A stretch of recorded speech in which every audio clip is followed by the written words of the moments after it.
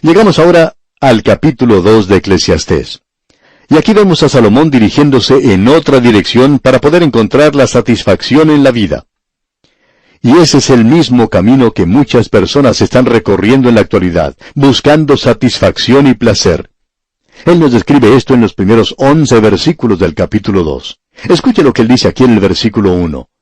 Dije yo en mi corazón, ven ahora, te probaré con alegría y gozarás de bienes. Mas he aquí, esto también era vanidad.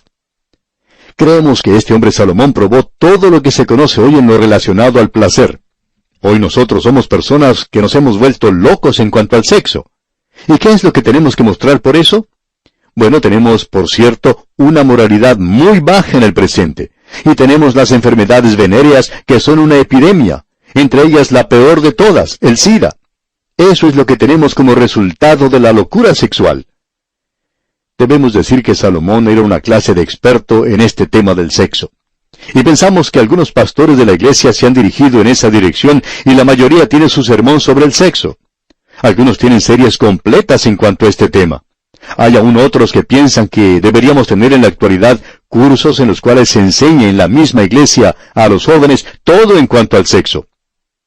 Permítanos decirle, amigo oyente, que quizá nosotros somos un poco chapados a la antigua, como hemos dicho tantas veces, y pensamos que esta es una gran equivocación y que es algo trágico.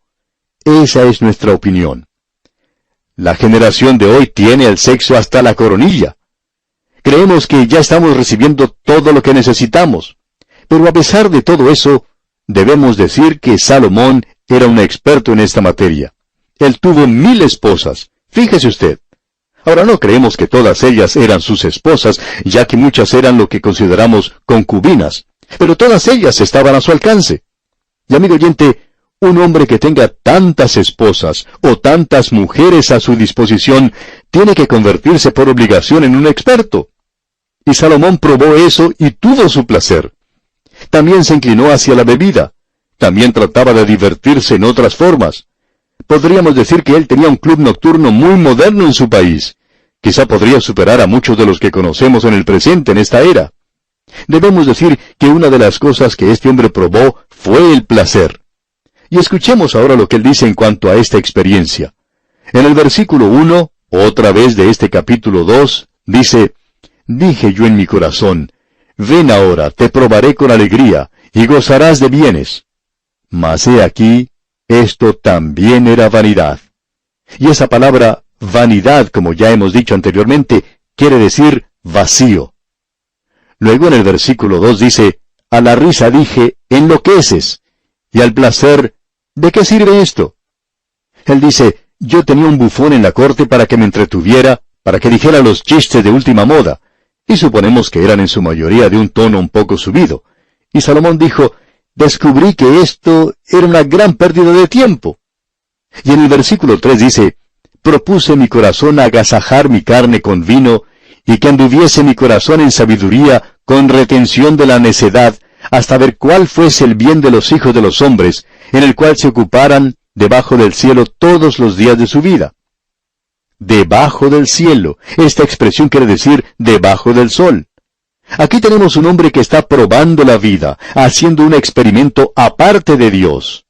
Y él dice en el versículo 4, engrandecí mis obras, edifiqué para mí casas, planté para mí viñas. Todos estos eran pasatiempos para Salomón. Uno puede ir a Jerusalén hoy y puede contemplar las ruinas de los establos que él tenía en varios lugares. En la misma ciudad de Jerusalén existen ciertas ruinas y también en Megiddo uno puede contemplar los lugares donde parece que comían los caballos que él tenía.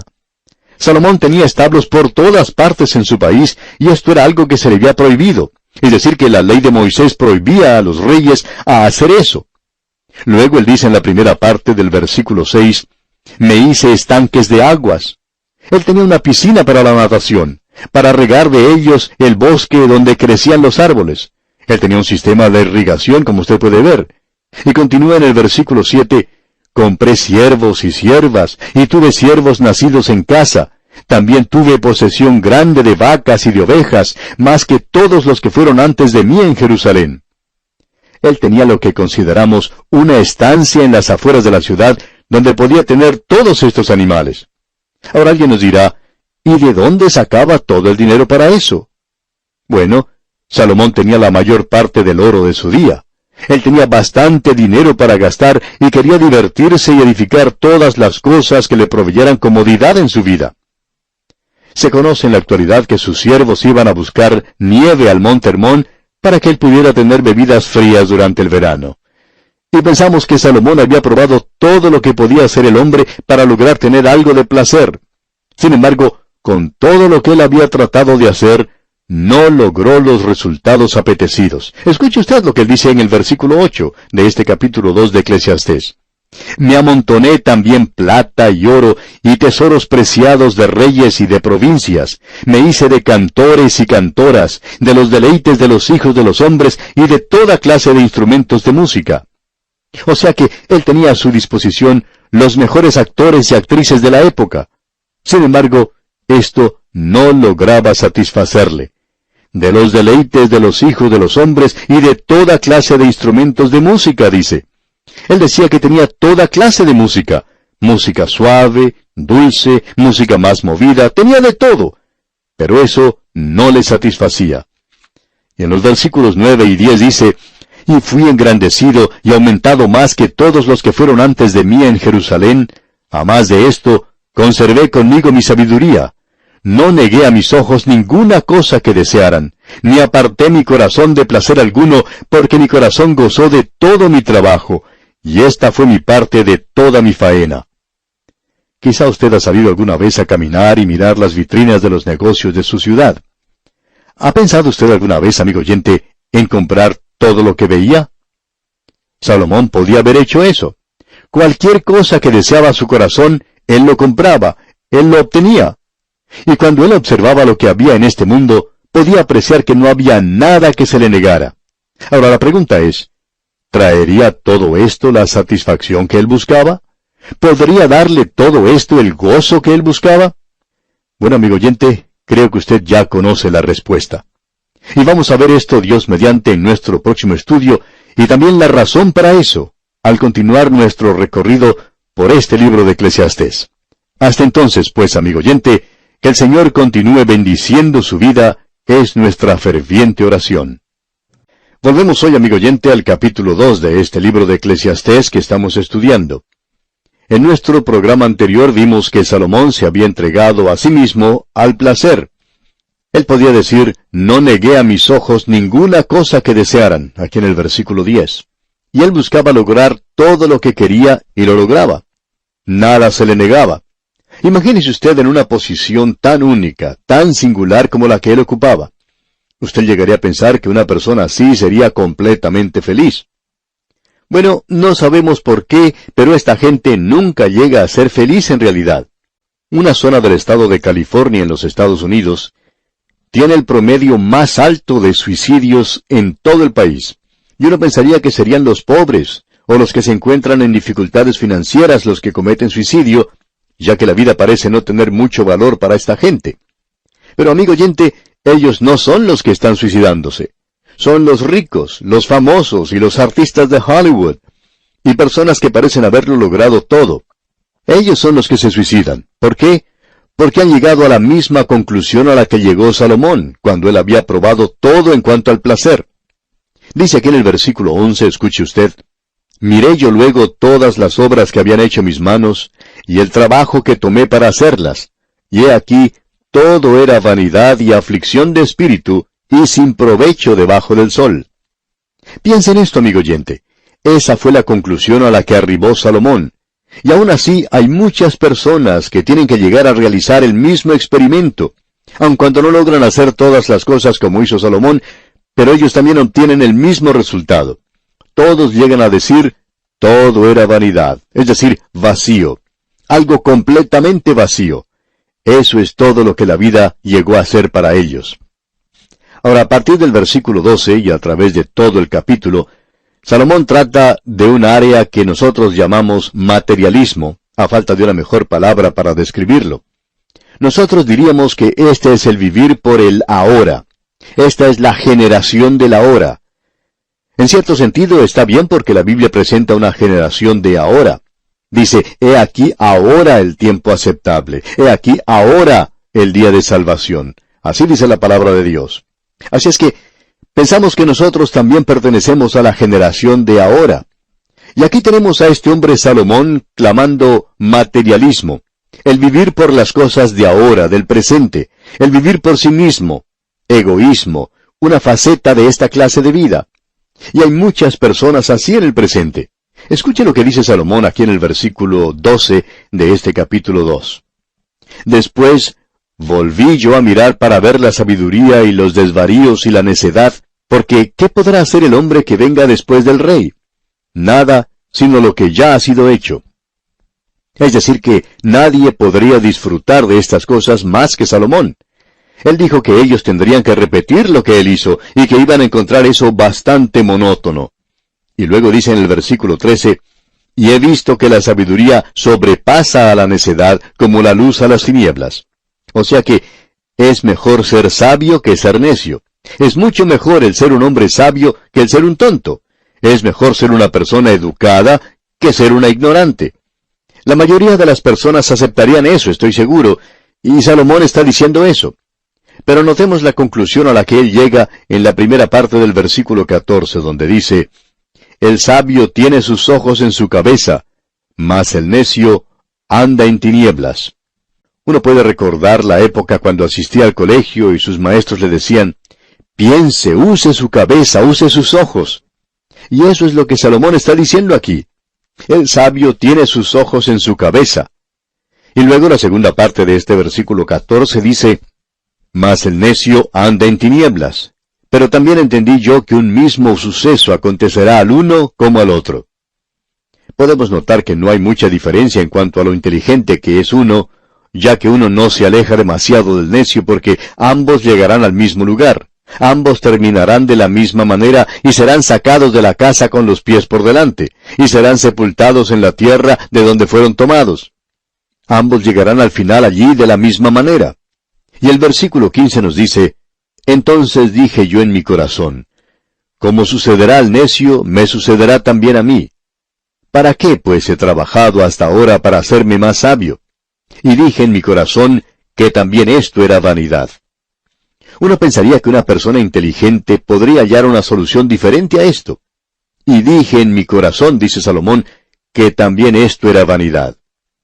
¿No es interesante notar que a pesar de todo lo que conoce el hombre en la actualidad, y a pesar de las grandes invenciones que han tenido lugar, aún los progresos científicos que se han realizado en el área de la medicina, aún así el hombre en la actualidad no puede extender la vida humana por mucho tiempo? Ahora esta gente dice, bueno, el promedio de la vida ha aumentado en unos 10 años más. 10 años. ¿Usted quiere comparar 10 años con 1000 y ver cuánto tiene? 10 años. Amigo oyente, usted ni siquiera tiene un minuto en el reloj de la eternidad. Usted ni siquiera tiene un segundo en este reloj, amigo oyente. La realidad es que el hombre no ha hecho mucho por sí mismo aquí en esta tierra. Ahora notemos lo que dice el versículo 16. Porque ni del sabio ni del necio habrá memoria para siempre, pues en los días venideros ya todo será olvidado, y también morirá el sabio como el necio. Como usted acaba de ver, mueren de la misma manera. Tanto el uno como el otro mueren de la misma forma. Amigo oyente, usted no puede aprender nada en realidad. No interesa cuál es el cociente de inteligencia que usted tenga. No importa cuántos grados de filosofía o en teología puede usted tener. Eso no hace ninguna diferencia. Amigo oyente, usted no ha llegado a conocer nada que pueda ayudarle cuando llegue la hora de morir, porque usted va a salir directamente por esa puerta y no hay nada en este mundo que pueda apartarlo de eso. Escuche lo que dice Salomón aquí en el versículo 17 de este capítulo 2 de Eclesiastés. Aborrecí por tanto la vida, porque la obra que se hace debajo del sol me era fastidiosa, por cuanto todo es vanidad y aflicción de espíritu. Como ya hemos dicho antes, vanidad quiere decir vacío, sin propósito, sin ningún significado. Aun cuando uno parezca haber alcanzado algo, se pregunta, ¿qué es lo que ha logrado en realidad? Podemos tomar como ejemplo a ese gran inventor, Thomas Edison, de cómo él trabajó en su laboratorio y de todas las cosas que él llegó a realizar, especialmente la lámpara eléctrica, la vitrola. Todos los instrumentos de grabación que tenemos en el presente se basan en lo que inventó este hombre, Thomas Edison. Él era un genio. Pero sabe una cosa, amigo oyente, él murió como todos los demás. Él nunca llegó a descubrir nada. En realidad, no aprendió nada. ¿De qué le aprovechó todo eso? Salomón nos dice aquí, aborrecí mi vida. Mi vida ha llegado a ser algo completamente fastidioso. Y eso es lo que en realidad es para muchas personas en la actualidad. Salomón dijo, porque la obra que se hace debajo del sol me era fastidiosa. Era en realidad algo traumático para él. Volvamos a pensar otra vez en Thomas Edison, en ese laboratorio, trabajando día y noche. Sin embargo, eso no es correcto. Este hombre no podía dormir. Él tenía una clase de insomnio de las peores. Él tenía una pequeña cama en su laboratorio, como se puede apreciar en el museo de la ciudad de Fort Myers, en Florida, en los Estados Unidos. Quizás él trabaja unas pocas horas y luego trataba de descansar, ya sea de día o de noche. Una vida sin propósito en realidad. Nos podemos poner a pensar en todas las cosas que él trató de realizar, pero que no le dieron resultado. En realidad, uno no tiene la impresión de que todo era muy emocionante en su vida. Creemos que Thomas Edison pensaba que la vida era algo bastante aburrida. Y escuche usted lo que Salomón dice aquí en el versículo 18 de este capítulo 2 de Eclesiastés. Asimismo aborrecí todo mi trabajo que había hecho debajo del sol, el cual tendré que dejar a otro que vendrá después de mí. Tendremos que partir algún día y dejar todo aquí. ¿Ha pensado usted en eso alguna vez, amigo oyente? ¿De qué le va a servir el haber trabajado sin descanso? Gran cantidad de personas hoy tienen dudas en cuanto a dejar lo que ellos poseen. Han trabajado toda su vida para acumular algo y luego tienen que partir y dejar eso a algún pariente pagano, ya sea un hijo o una hija. Amigo oyente, hay muchas personas que dicen en realidad, bueno, yo voy a dejarlo todo a una organización cristiana. ¿Se ha detenido usted a pensar cuántas de estas organizaciones se han convertido en apóstatas y se han apartado de las enseñanzas de la palabra de Dios? ¿Sabía usted que el señor Harvard, quien fundó la universidad que lleva su nombre, la Universidad de Harvard, en los Estados Unidos, era un fundamentalista y que él dejó su dinero para propagar la fe fundamentalista? Pero amigo oyente, usted no encuentra esa clase de fe en esa universidad en el presente. Es notable darse cuenta que se ha apartado de la fe y lo que él dejó se convirtió en nada. En realidad, el dinero dejado por el señor Harvard llegó a usarse para cosas concretamente opuestas a las que él creía. Gran cantidad de personas en el día de hoy dejan su dinero a aquellas organizaciones llamadas fundamentales. Ahora, ¿cómo sabe usted que eso va a continuar? El Dr. J. Vernon McGee, autor de estos estudios bíblicos, decía que él se enfrentó con ese problema. Y él dijo, yo no quiero trabajar mucho y desarrollar un programa radial, y luego tener que partir y dejárselo a alguna persona que venga y diga, bueno, usted sabe, el Dr. McGee era una persona bastante atrasada, anticuada, y nosotros queremos modernizar este programa y queremos que sea muy pertinente para la época en que vivimos. Y luego comenzar a contradecir las cosas que hemos enseñado.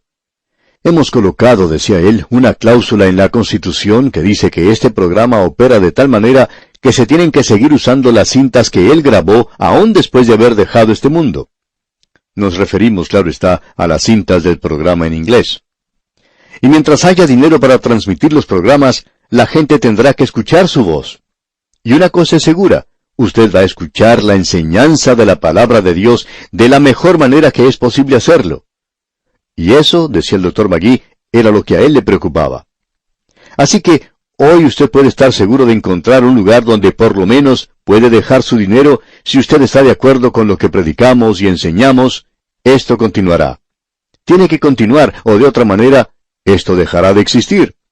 Pero tiene que ser utilizado de esa forma y en ninguna otra manera. Amigo oyente, este es un problema que tienen que enfrentar muchas personas.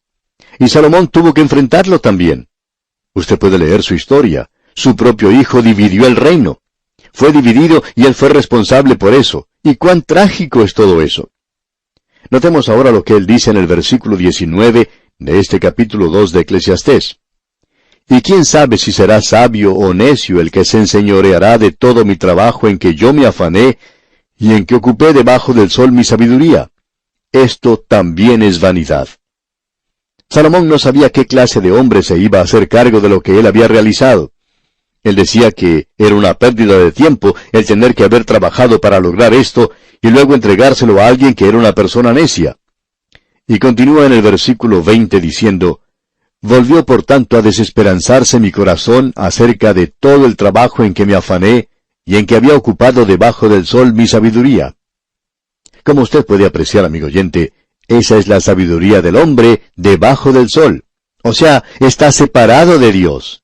Este no es el hombre que está sentado en los lugares celestiales en Cristo Jesús. Este hombre está debajo del sol, aparte de Dios. Y el resultado de esto es el pesimismo. Siempre es así, y tiene que estar aquí. Luego el versículo 23 dice, «Porque todos sus días no son sino dolores, y sus trabajos molestias. Aún de noche su corazón no reposa. Esto también es vanidad». Esto también es vanidad.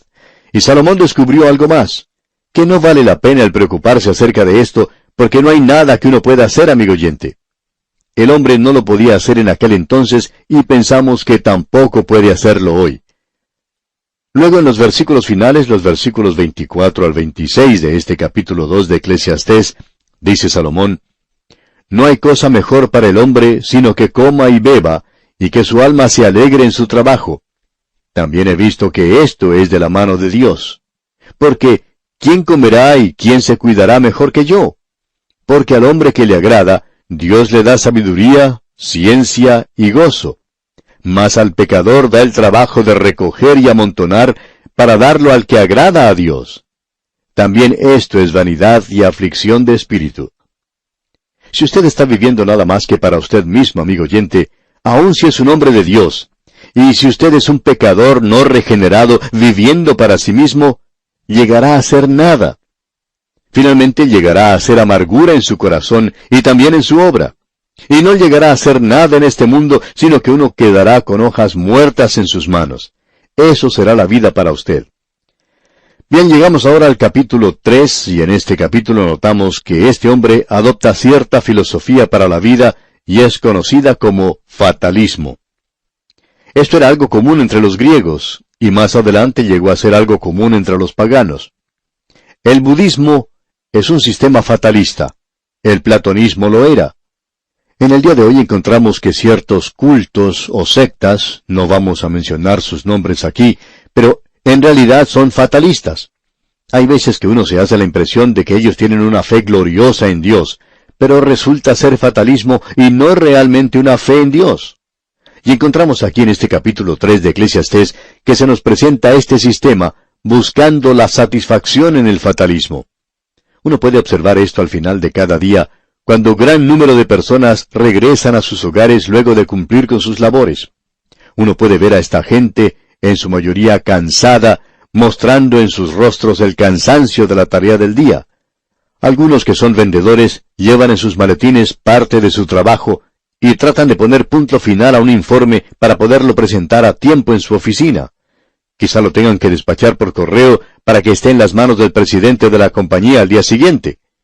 Y si uno tiene oportunidad de conversar con alguna de estas personas, exponiendo acerca de sus puntos de vista, descubrirá que muchos tienen un punto de vista fatalista en cuanto a la vida. En cierta ocasión, dos hombres estaban viajando en avión, y en cierto punto el avión comenzó a internarse en una zona de tormentas. Uno de ellos preguntó al otro si no se sentía asustado o no sentía temor en cuanto a las condiciones del tiempo. Y el otro respondió, no vale la pena asustarse. Lo que va a suceder, sucederá. Uno no lo puede cambiar. Si a uno le toca el turno, sucederá. Así es que no hay nada que uno pueda hacer en cuanto a eso. Y como este hombre, amigo oyente, hay muchos determinados con una filosofía de la vida que es bastante popular. Se la llama de muchas formas diferentes, pero su nombre propio es fatalismo. Un punto de vista fatalista en cuanto a la vida. Y hay muchas personas que se enfrentan a la vida de esa manera y son golpeados y lastimados y se ven en una situación difícil y en cierto sentido abandonan todo. Y también apagan su propia vida diciendo, bueno, esto es algo que iba a suceder, me tocó el turno. Bueno, amigo oyente, esa no es la solución para los problemas de la vida. Veremos que este hombre Salomón adoptó este punto de vista y tampoco dio resultado para él. Y digamos de paso, amigo oyente, tampoco le dará resultado a usted. Y vamos a ver esto en más detalle, Dios mediante, en nuestro próximo programa. Será pues, hasta entonces, que las bendiciones del Señor sean su más preciado tesoro, es nuestra ferviente oración.